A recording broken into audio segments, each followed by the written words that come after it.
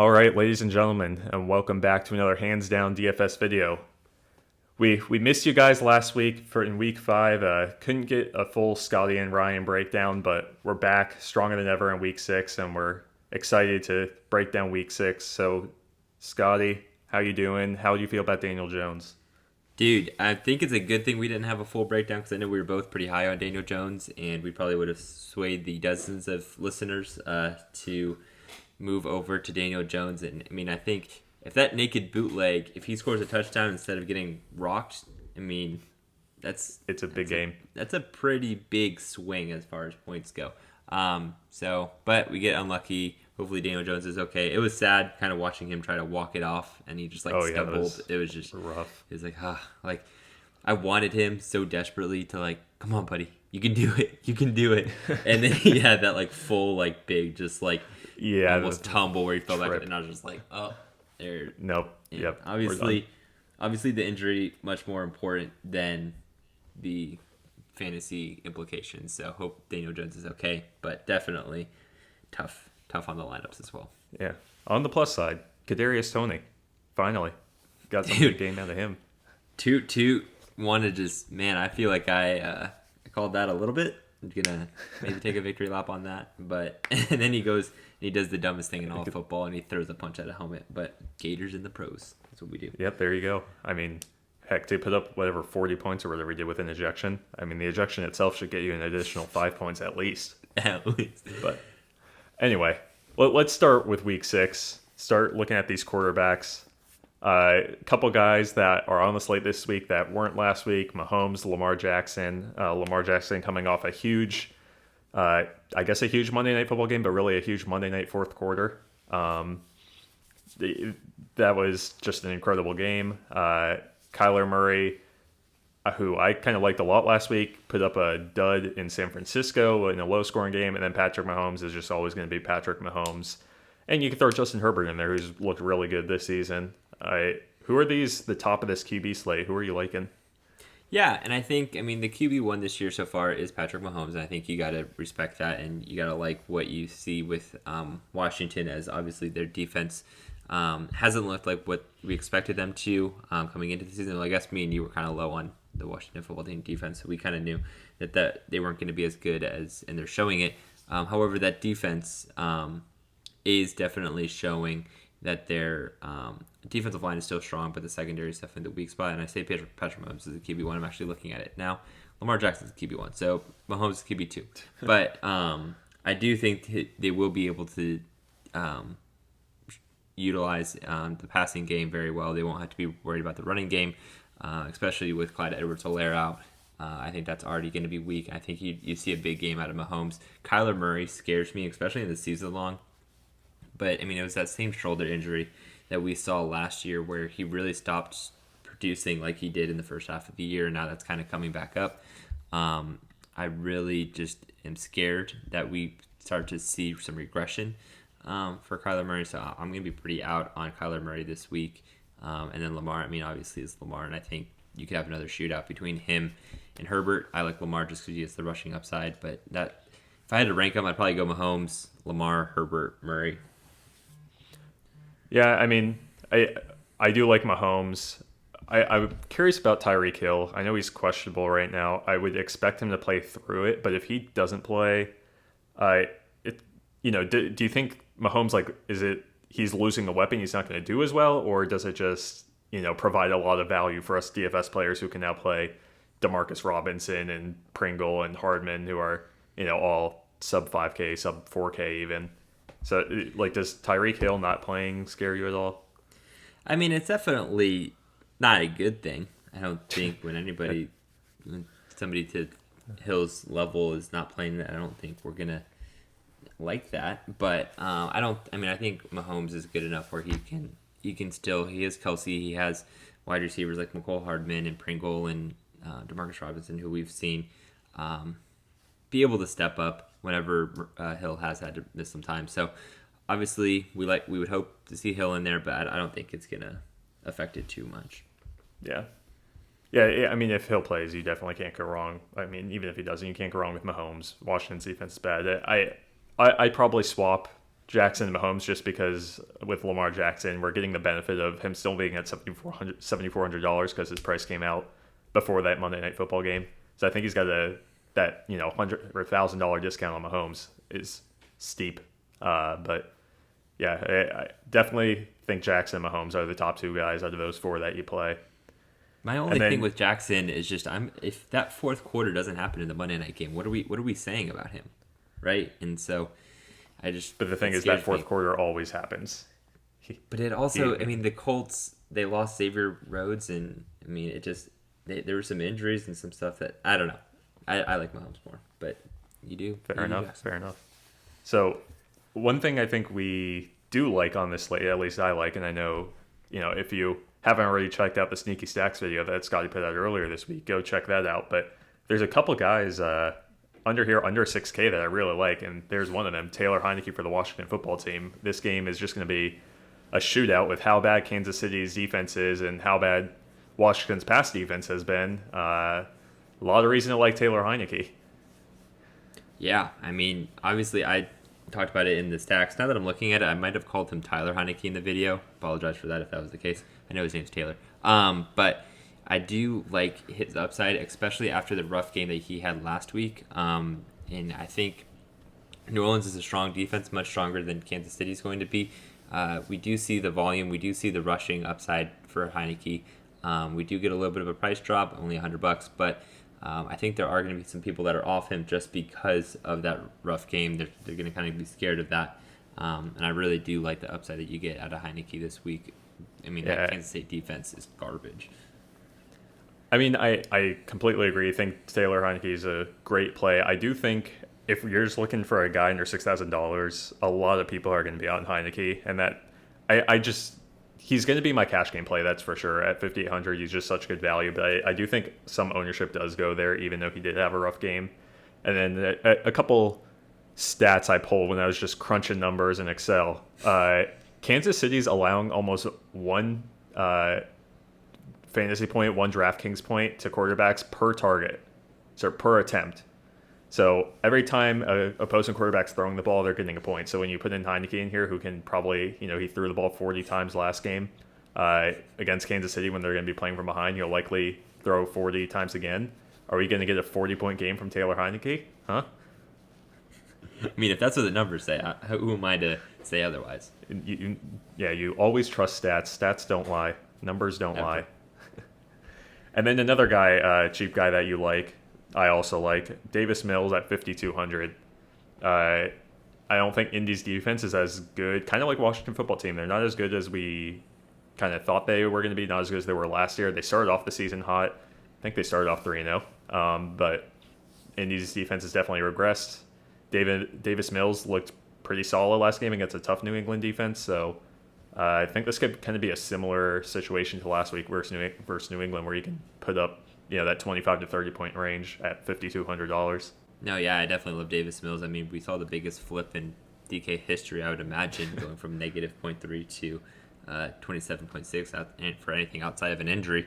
And so, yeah, I think they've kind of figured out something that works for Davis Mills. And I think if you're going to be able to go against a defense that has been pretty banged up, we'll have to see what some of the injury report looks like for the Colts, because I know they've been out a couple key pieces in that secondary. So we'll have to see who plays the game, and if the Colts are at full strength, maybe they play stronger and Davis Mills has a less good game. But also, I think if they are still injured, then Davis Mills is a good spot. And he had to go against Cleveland, Carolina, and Buffalo. Those aren't easy outs. No. All three of those teams, as you said, are good defenses. And so, and even New England, who we thought is a good defense, at least against opposing rookie quarterbacks, he was able to kind of figure it out. And so, I don't think he's been tossed into the best spot, but now that we kind of get to see a little bit more of him, and he can make some good throws, and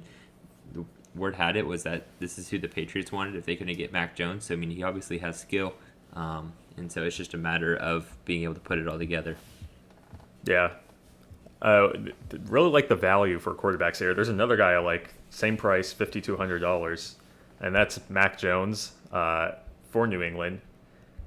because he's going against the Cowboys, and when quarterbacks play Dallas, they're throwing the second most times in the league. They're at throwing 24.2 times a game to wide receivers, and like another dozen times to tight ends.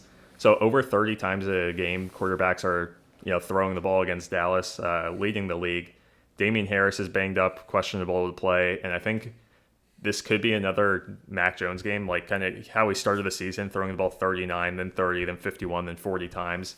I think he kind of goes back to that level. And Dallas, they have Trevon Diggs. They obviously have probably one of the best defensive backs in the league, if not the best. Has he had, was he have 6 interceptions in 5 games or something like that?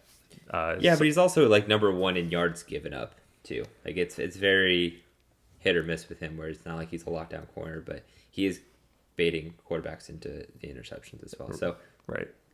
I mean, I think he has a lot of volume, and then just another reason I like him is because all of his weapons are so cheap.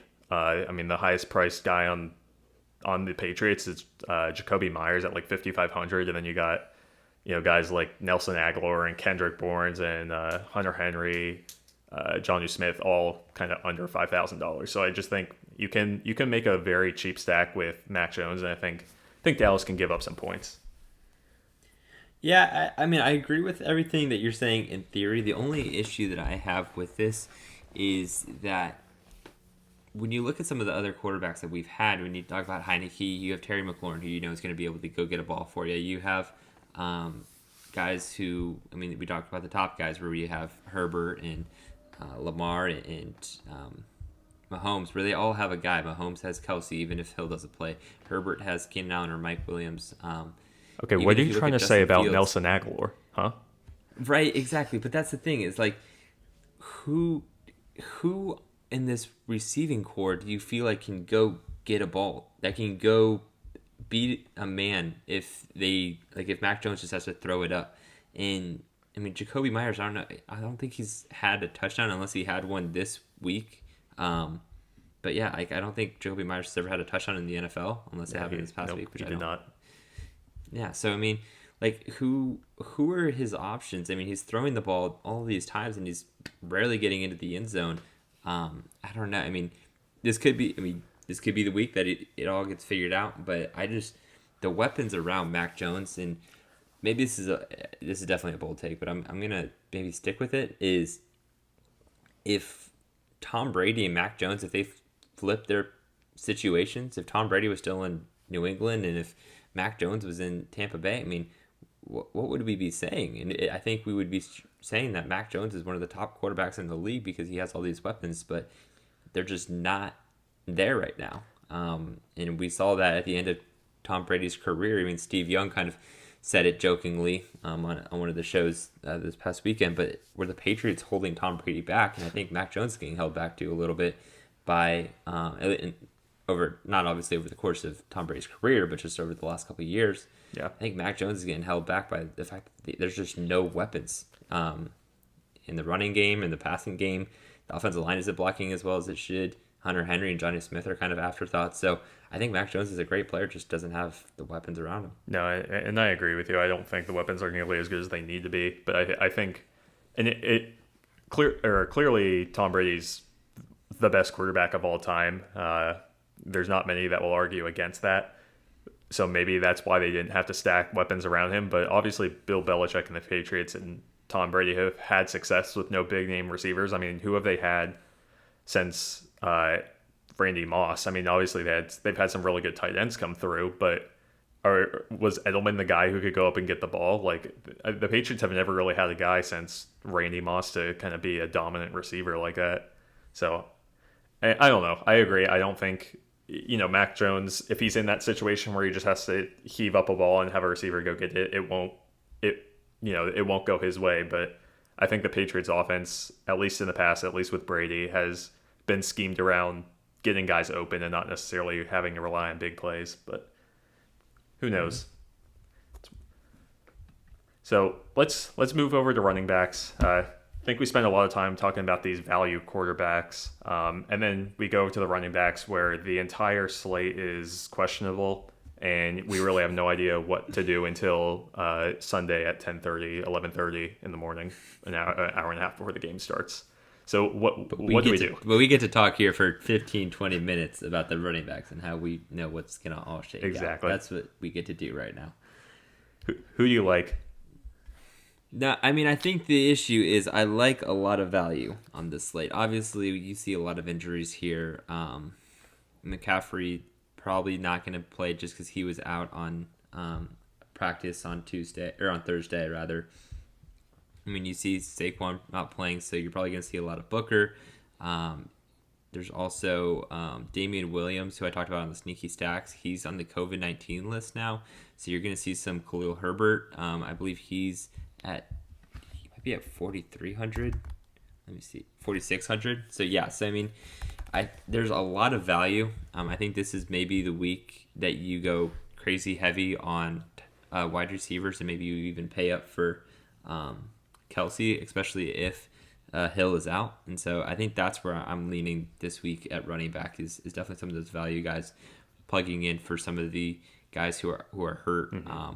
Because I mean, you have Herbert going up against Green Bay, who's not a great run defense. And you have, I mean, the Rams obviously are a good run defense, so maybe you don't go Booker, but I mean, there's definitely other spots where you can go to get value. Yeah, and the problem I have is I think it's a lot of people are going to see that, and I think that's how ownership falls. You're going to get like 30% ownership on Eckler, and then we'll see a lot of Herbert and a lot of Darrell Williams, and like you mentioned, all these backups.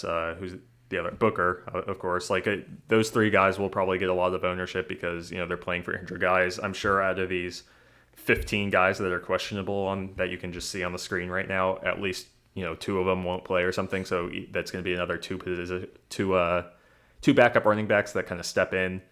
So there's going to be a lot of value. And we don't really need to spend too much time talking about it because I think people kind of know if a starting running back gets injured, play the backup for under $5,000. That's kind of common sense. But I'm just trying to think in a GPP sense, like how do we differentiate ourselves? Because everyone's going to be on Eckler, everyone's going to be on the value. So I kind of I'm interested in this mid-range guys like Darrell Henderson for the Rams. I think he's going to have a great game against the Giants, who have had, you can see they're the 30th ranked team against the rush. Even someone like Chuba Hubbard, if McCaffrey's not playing, he had a solid week last week, over 100 yards rushing. I have some interest in him. It just kind of guys like that who aren't the obvious plays. So that's kind of what I'm thinking about running backs this week. No, yeah, and I think you're right, and I think there's going to be a lot of chalk this week in the running backs, and I think somebody too, like if Mixon is able to go, going against Detroit, I think that's a good spot for him. But I mean, you're right. It's going to be pretty chalky. It's going to be pretty much in this spot where, I mean, even some of the good running backs that you like this week, like Chubb, maybe against Arizona, if Hunt is out, especially, is going to be good. But then they're going up against a tough defense. Aaron Jones is going up against a tough defense in Chicago. So it's just a weird week where even some of the top running backs, they just don't have good matchups. And so, I mean, you see Swift and Mixon in that Cincinnati and Detroit game where neither team can stop the run. Maybe you go there, but they're both questionable as well.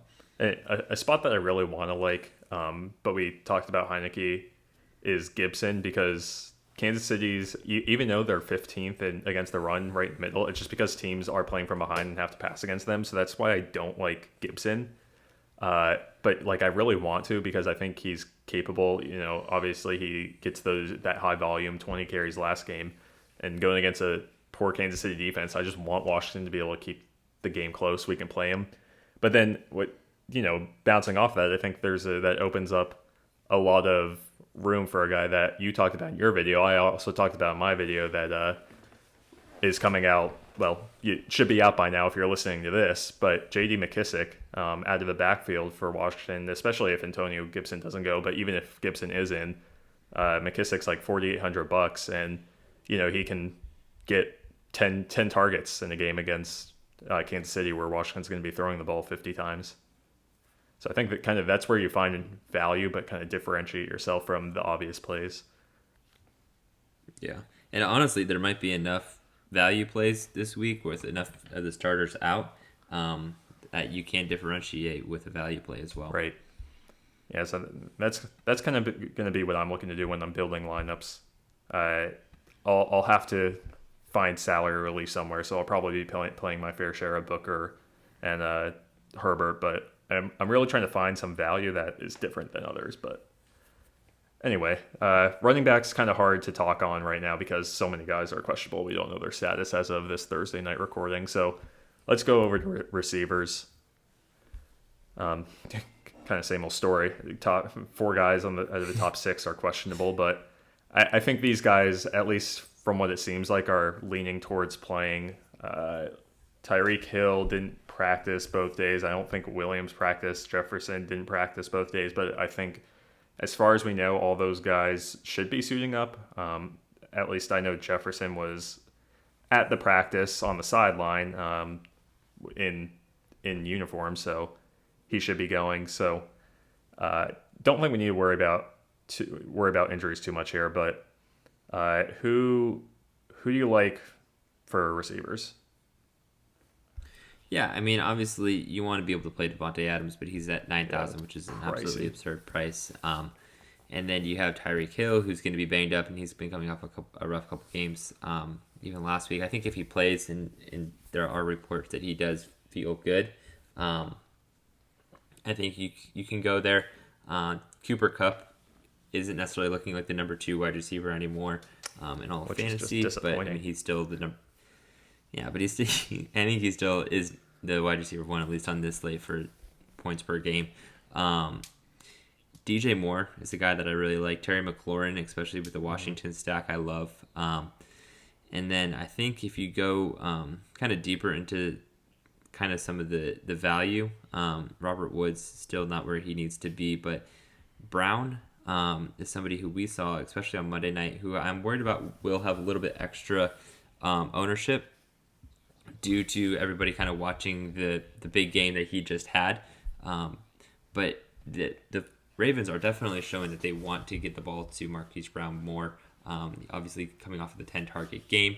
The Chargers, obviously, were just in a shootout with the Browns. So I think Marquise Brown is somebody who I like. Could have a lot of ownership, so maybe we stay away from it. But I do think he's a solid cash play. Brandon Cooks could be another player with a stack that I like as well. Mm-hmm. I'll say I love McLaurin. I think he's probably my favorite play at wide receiver. I mean, we talked about how much we like Washington because Kansas City's defense has just been just atrocious this year. I mean, statistically, I think they're the worst in the league, if not like the second or third worst. They've been terrible. But so I really like McLaurin, but I think he, actually looking at the ownership, he is the second highest projected ownership. I'll eat that chalk and cash, obviously, any day of the week. I'm going to be playing him in cash a lot, along with those running backs that we talked about that are going to be chalkier. But right below him, Jamar Chase for 6,700. He's a guy who is going to come in with less ownership because he had a $900 price increase against Detroit. You kind of are scared that, well, one, the Bengals have so many weapons, especially if Mixon plays. You got Mixon and Chase and Higgins and Boyd. So they got so many weapons, but also they could get up big against Detroit. But he's just, I think he's got a good cornerback matchup. Let me check my notes real quick. Yeah, the cornerback that they have him slated to line up against is a man by the name of Amani Oruwariye. I think I nailed that pronunciation, but he's allowing 14 DK points when being targeted this year per game. And he hasn't, hasn't faced a guy like Jamar Chase, who is just a big play threat. I mean, look at those long catches each game. 50 yards, 42 yards, 34, 44, 70. That's just insane. But yeah, I think he's a guy that's going to go a little bit less owned because it's not a great matchup against Detroit. And then you've got a guy like Terry McLaurin who's right above him, who is a very obvious play. And then, just a few spots below him, Keenan Allen is safe. So I just think there's going to be ownership above and below him, and I kind of think he's going to go a little bit underowned. So I like him this week. Gotcha. Yeah, I definitely like Jamar Chase. You're right. One thing that I do want to question is this guy Kadarius Toney. Man, that price increase is just. Threw a punch. I'm just gonna say it. Come out Well, early. I guess Dumbest that's thing you fair. can do When you in all of football. when you throw a punch, your price automatically goes up $1,000. So off of that, the $600 increase is fair, I guess. Yeah. Yeah, based off of the adjusted of the throwing a punch as well. Yes. Right. So he had 189 yards. He had Should've hit 32.6 32.6 points, no touchdown. Yeah, I mean, I don't know what to say. That's incredible. I mean, is he going to do that again if Shepard and Slayton play? Do you think? Are they playing? I mean, Galladay's I mean, out. I know Galladay's doubtful. I mean, all three of these guys are questionable, limited practice. So it looks like Shepard will play based on limited practice and Thursday and Wednesday. Slayton also limited. So I'd imagine both those guys play. At least one of them play. Probably both. Slayton's kind of been phased out as the.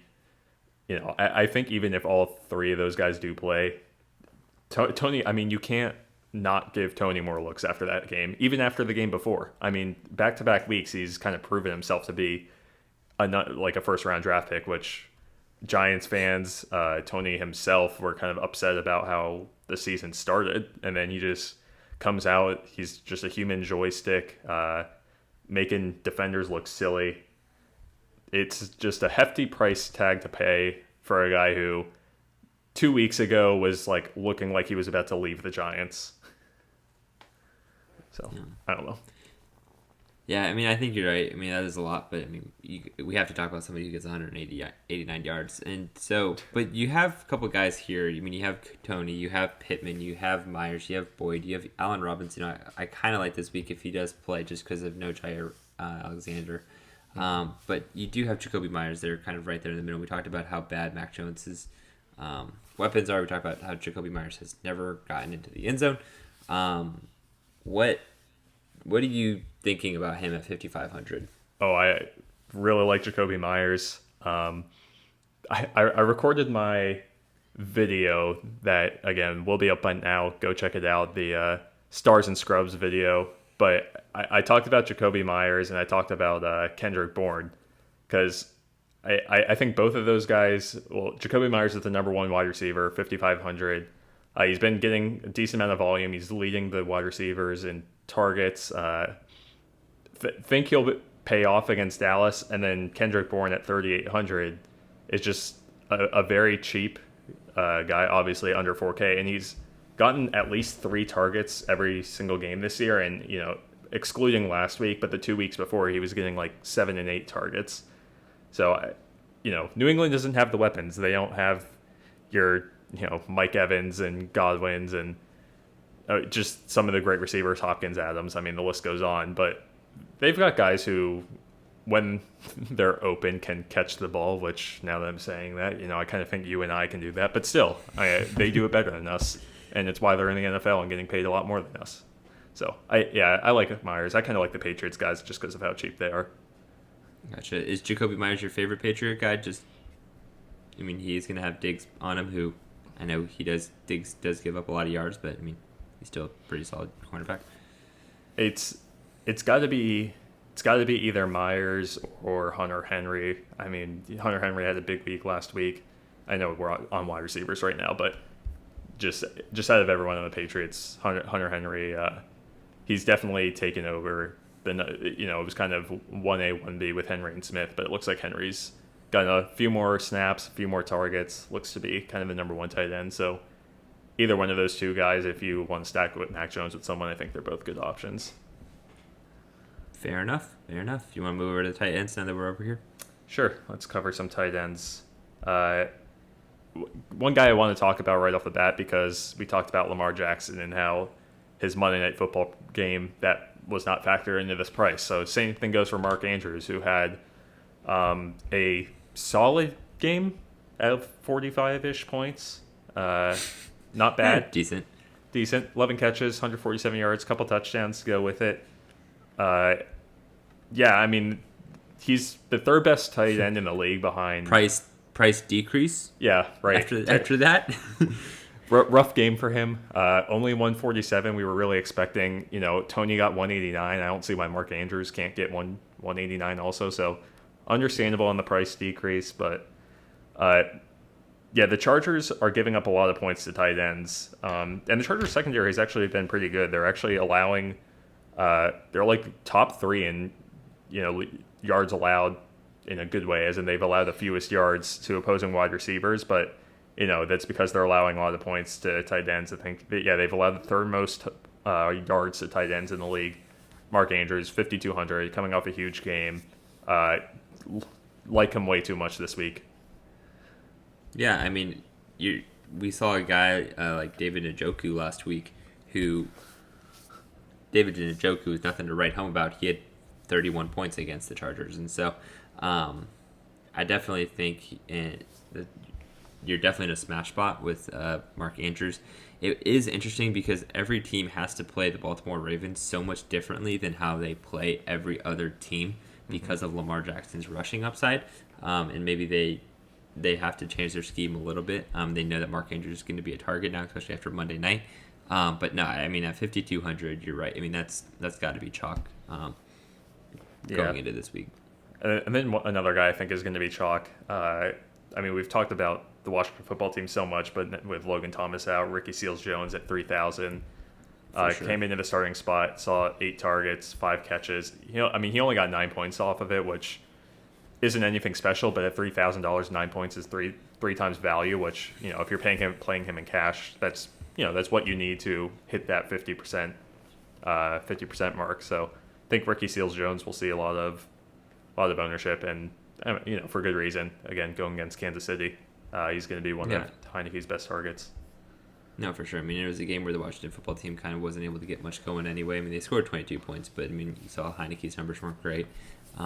And so I definitely expect Ricky Seals-Jones to be another good spot for sure. I mean, I love that. Another guy who I think is going to be kind of in that same chalk area is going to be Mo Alley-Cox. He's definitely been kind of leading the Colts here in the tight end spot and going up against Houston, who's really, really bad. I think to be able to get 4 or 5 targets out of your tight end at 3K, maybe he even gets into the end zone, and you have a good game out of Mo Alley-Cox too. The only thing that scares me about him is I'm looking at the snap counts. He had 45% snap share last game, whereas Doyle was at 72%. And yeah, just throughout the season, it's Doyle's outsnapped him by a solid, 15 snaps a game, except for 1 week where I think Doyle got injured during the game, so Mo Alley-Cox came in and had 50 snaps. But I mean, Mo Alley-Cox has definitely been the guy who's been able to make plays for the Colts tight ends, but just the fact that he's not on the field for more than half the plays kind of scares me. It limits his upside. Yeah, I mean, and obviously if you see here looking at Jack Doyle, you see that he's only ran on 40% he only ran a route on 40% of the plays. He's definitely kind of turning more into the pass blocker, as Mo Alley-Cox is just a bigger target. So I think that's one reason why it doesn't scare me as much, just because Doyle seems to be in there more just as the blocking tight end. But again, to your point, I think the Colts might be content with just running the ball for the second half of the game if they're up early against Houston, although I do think Houston can put some points up against this Colts defense. Yeah. All right. Before we move over to defense, just one quick prop for you. Tommy Tremble, over under half a touchdown.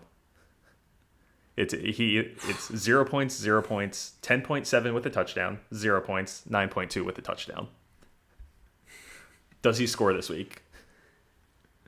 And we're just talking because he had a rushing touchdown in Houston. This is just any kind of touchdown. He's a dual threat player, obviously.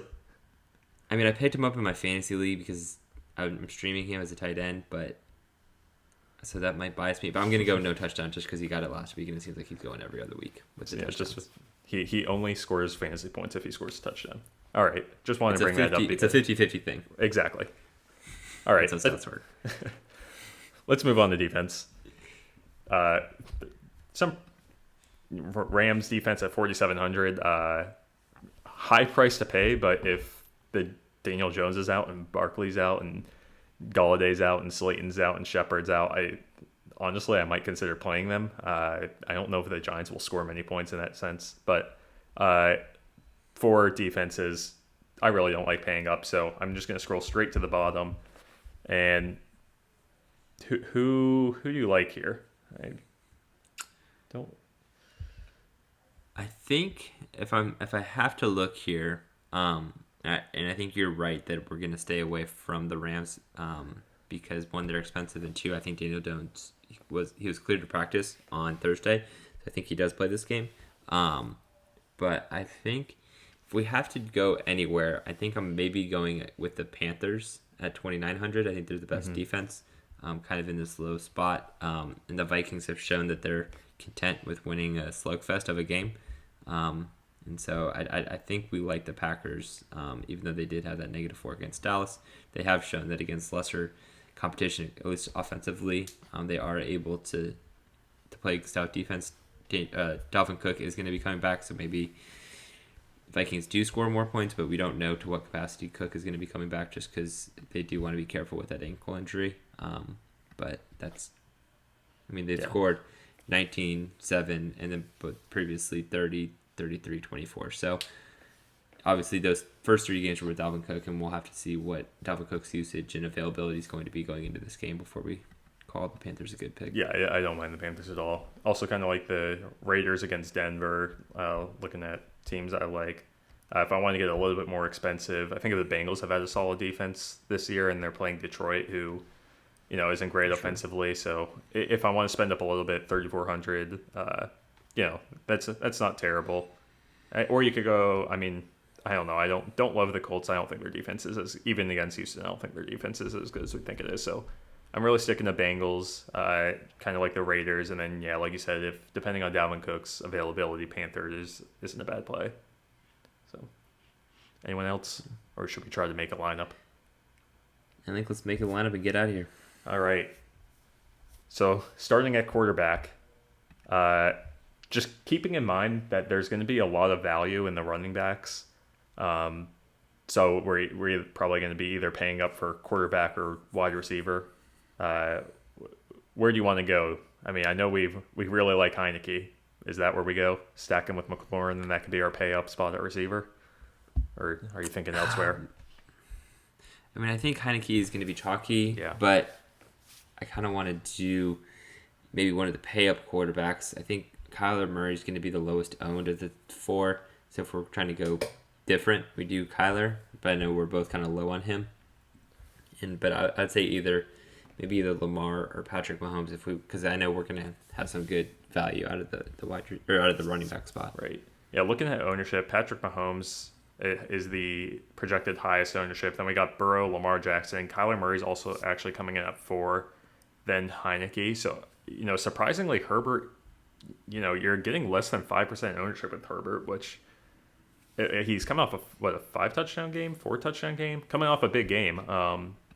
And 4 and 1 on the ground. 5 touchdowns. So, I don't think this is a bad spot for Herbert. Obviously, he had a couple games where he got less than 20 points, but what do you think about him? I locked him in, but that's just so surprising that he's coming in at that low ownership. Yeah. And if you are new here, follow us on Twitter at HandsDownDFS, and we have this lineup, but we'll also post our finalized lineup if we make any changes based on injury news, which I'm sure we will because there's so much injury news that we're waiting to hear on. So follow us there. We can keep Herbert for now because that's kind of where the leverage play is going to be in the pay-up quarterbacks. But, if injuries come out, we updated on Saturday and Sunday, and we see that ownership on Herbert has come up and Kyler has fallen, we may swap him out. So just follow us there and stay tuned. All right. Running backs. Where are we going? Because I know we want value. I want Herbert so badly. I think he's going to be chalked. But the Herbert stack? The Herbert stack. All right. Yeah, I mean, I think that's... For 4,600, that's fine chalk to eat because he should pay off his salary and he shouldn't kill you. And, frankly, if he does kill you, if 30+% of the field are playing him, he's not killing you that much in GPP. So then if that's our chalk, we probably want to differentiate ourselves somewhere. Do you like any of the guys in the mid range, or maybe you mentioned guys like Mixon or Swift? Any guys in that mid to high range that you think are going to be a little bit less owned, but are going to be worth the dollar? Yeah, I mean, between Mixon and Swift, do you know who has the higher ownership there? It looks like Mixon is projected fairly high. I mean, it makes sense going against Detroit.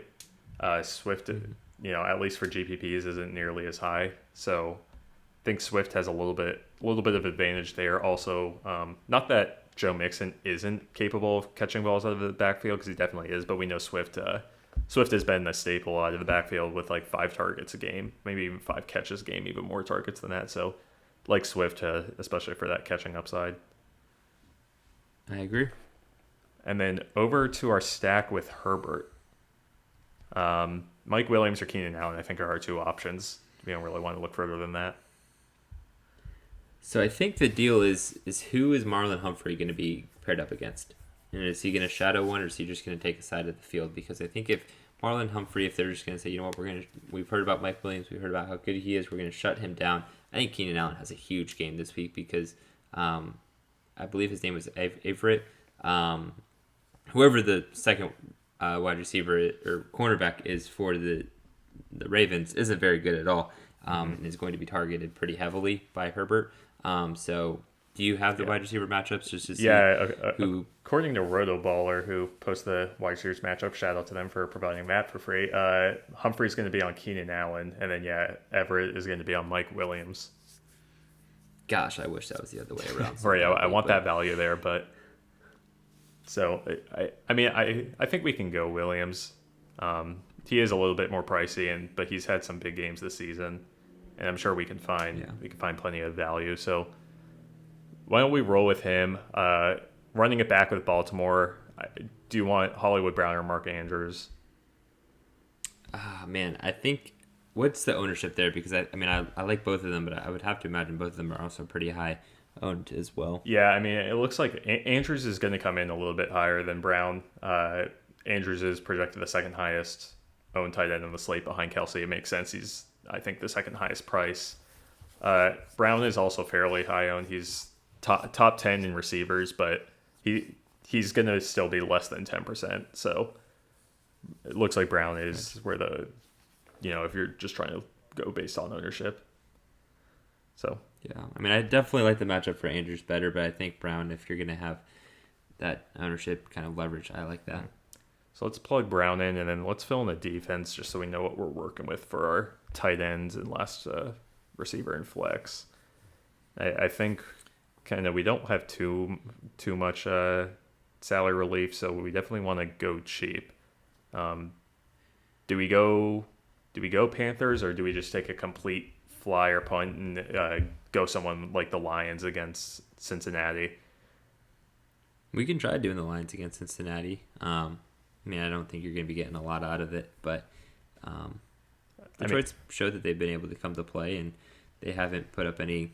I mean, they've put up 2 duds, but even in the last 2 weeks against Minnesota and Baltimore's a great defense was able to get 7. Mm-hmm. So they have potential to kind of pay back what you're looking at. Right. Yeah. I mean, I don't mind the Lions, and then honestly, Texans either. Both of them I think are fine. But yeah, we can go with Lions. I think that's fine. So let's fill out our last receiver. Probably looking for a little bit more value, and then we can see what we're left with for flex. So we talked about a couple cheap guys. I talked about Bourne, but we also have who have been some cheap staples. But KJ Osborne, someone that I talked about in my video a bit. Amon-Ra St. Brown, 4,200 for the Lions. He's been playing pretty solid. I think he has back-to-back weeks of 8 targets, and 8 targets for 7 catches, 8 targets for 6 catches, 13 points. I don't think he's a safe play, and when you're taking a punt, 4,200 is a little bit pricey, but I mean, based on the last 2 weeks, he's getting good work. But we also talked about guys like KJ Osborne, who we've played a lot. So what do you think for cheap wide receiver? Yeah, I mean, I like St. Brown. I think he was going to be a lot better than he has been so far coming out of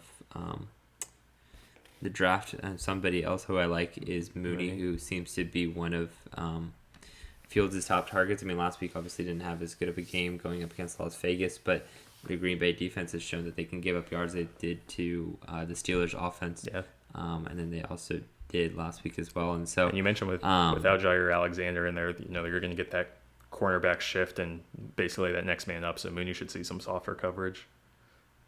Yeah, so I think either Brown or Mooney, I feel solid with. I'm good with Mooney. I think Mooney has much higher upside than Brown, just because I think Chicago has higher upside than Detroit. Okay.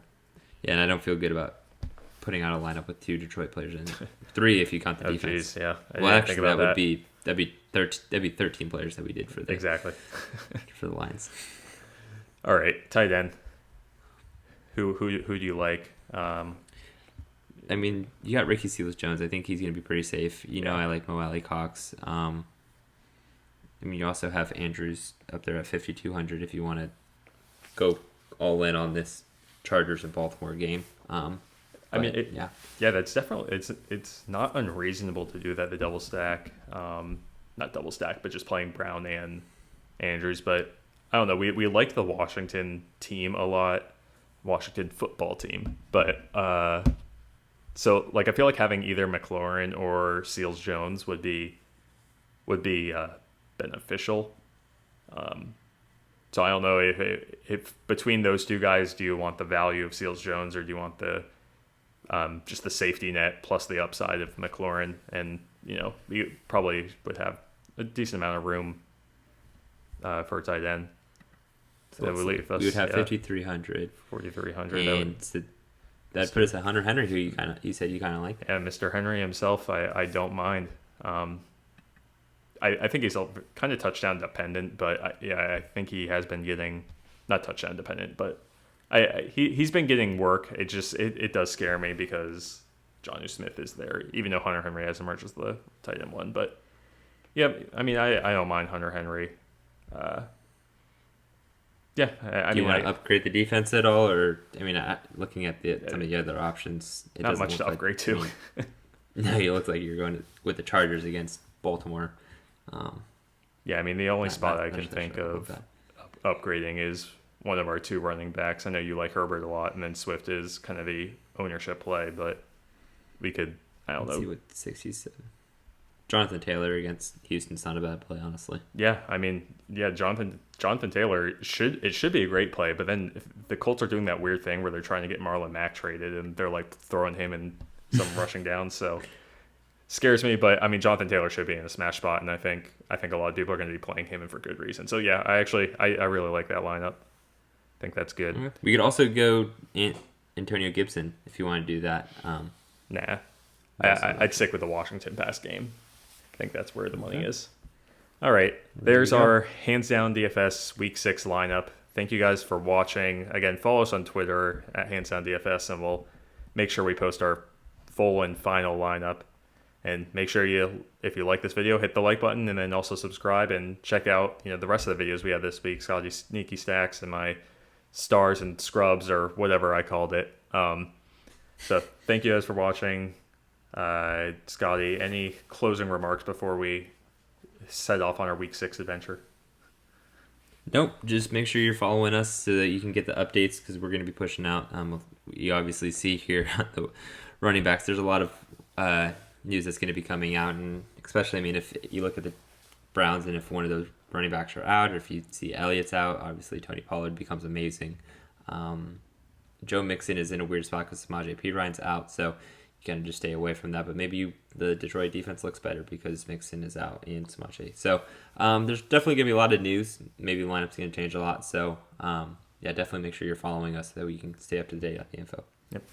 Thank you guys for watching. Good luck in Week 6, and we'll catch you guys in Week 7. Bye. See you.